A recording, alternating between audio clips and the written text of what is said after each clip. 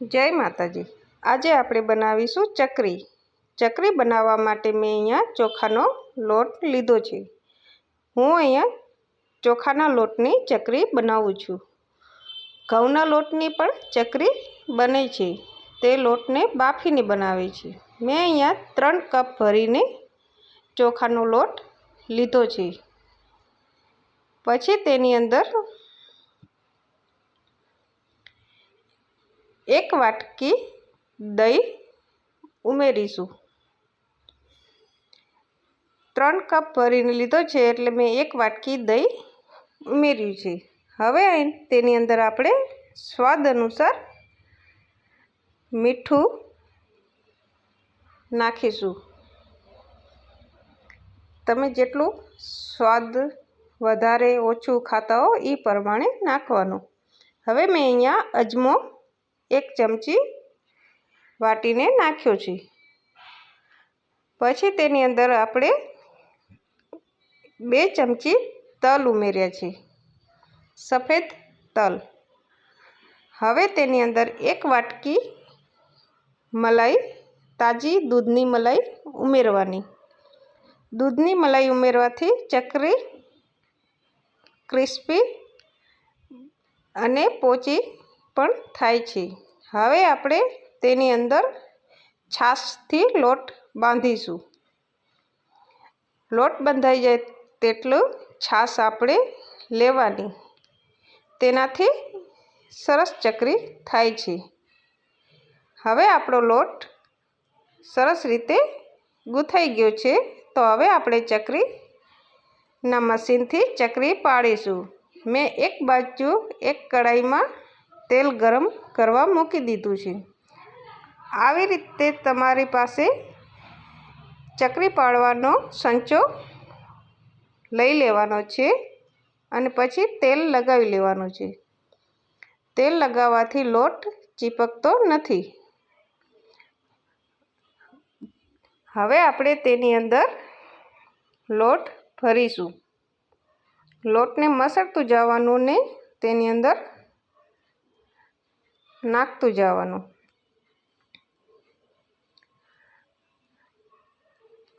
અને ચકરી આપણે જેટલા તેલમાં સમાય તેટલી જ ચકરી પાડવાની, બધી ચકરી પાડીને નહીં રાખવાની, તેનાથી ચકરી તૂટી પણ જાય છે।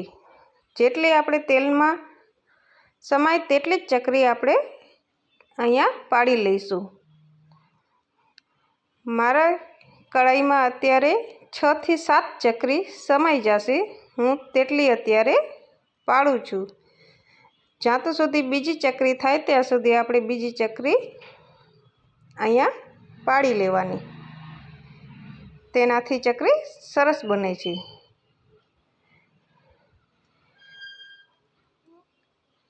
આપણો લોટ સરસ રીતે ગૂંથીને જ લેવાનો, તેથી ચકરી સારી પડશે। મારા વિડીયોને લાઈક, શેર અને સબસ્ક્રાઈબ કરી આપજો। હવે આપણું તેલ ગરમ થઈ ગયું છે, એમાં આપણે ચકરી નાખીશું। બદામ કલરની થાય ત્યાં સુધી આપણે તેને તળવાની રહેશે। આપણી ચકરી મીડિયમ પહેલાં ફૂલ તેજ ઉપર પછી મીડિયમ આંચે તળવાની, તેથી ચકરી ક્રિસ્પી બને છે।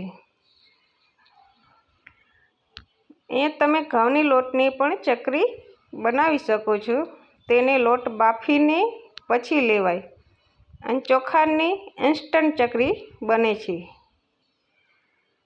હવે આપણે આવી રીતે બધી ચકરી પાડી લઈશું અને ગુલાબી રંગની તળી લઈશું। મારા એટલા લોટથી 1 ડબ્બો 1 ચકરી બનીને તૈયાર થઈ ગઈ હતી અને ઘરમાં છોકરાઓને પણ સારી ભાવે છે ચકરી, અને બનતાય પણ કાંઈ વાર લાગતી નથી। હવે મારી બધી ચકરી તૈયાર થઈ ગઈ છે। સરસ રીતે ક્રિસ્પી પણ બની ગઈ છે. મારા વિડીયોને લાઈક, શેર અને સબસ્ક્રાઈબ જરૂર કરી દેજો અને મારો વિડીયો પૂરો જોજો. કટ કરીને તમે ન જોતા. મારા વિડીયોને લાઈક, શેર, સબસ્ક્રાઈબ કરી આપજો.